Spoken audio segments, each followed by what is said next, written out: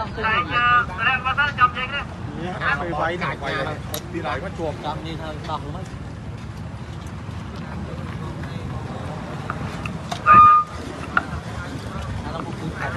siap anh đây anh tạo cho chú thôi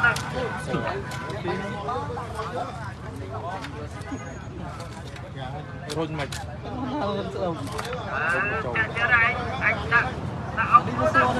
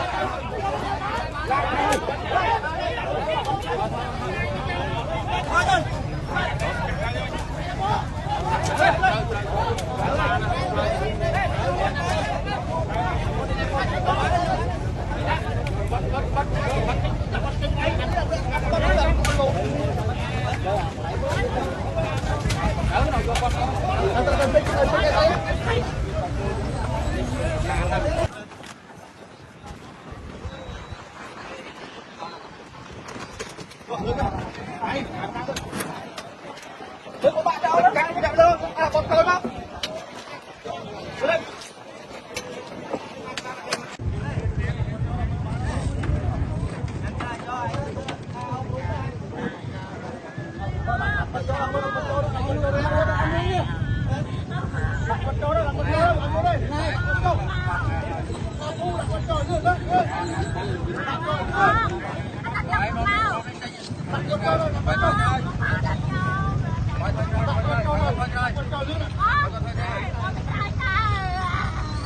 Trai